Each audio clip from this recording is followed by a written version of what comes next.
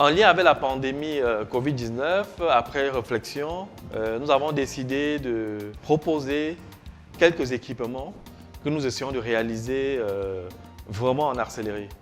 On a pensé à un portique de désinfection parce que la problématique de la désinfection telle qu'elle se pratique avec le lavage de mains, c'est très bien, c'est ce qu'il faut faire. Mais nous avons imaginé que pour des espaces comme les marchés, les espaces publics pour lesquels il y a un flux de personnes importantes, c'est peut-être mieux d'avoir un portique sous lequel passerait tout le monde et qui pulvériserait un désinfectant.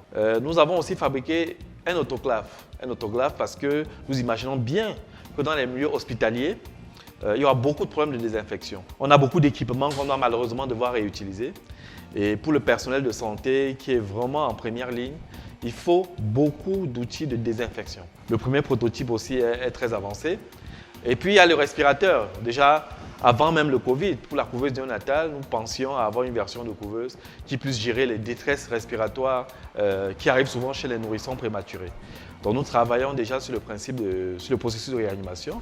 Et à l'occasion de cette pandémie, nous pensons qu'il faut accélérer pour très vite avoir un respirateur, étant entendu que de ce qu'on voit, l'oxygénation, la respiration assistée est l'une des clés de la prise en charge des malades Covid-19.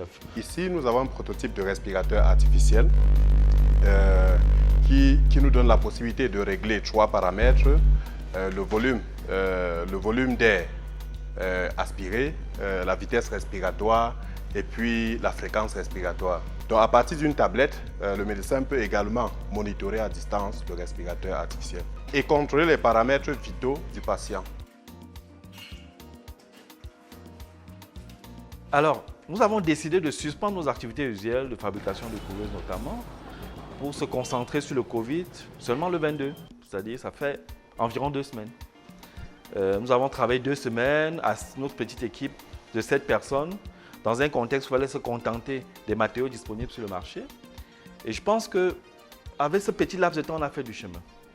Et quand on voit ça, on peut se dire en réalité que si l'Afrique mettait tous les ingénieurs africains d'ici et de la diaspora en mouvement pour nous sortir de l'économie de la brocante et des déchets, certainement nous serions émergents avant 2035.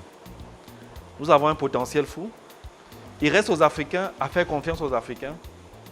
Il reste au pouvoir public à enclencher des mouvements structurants qui s'appuient sur les compétences africaines.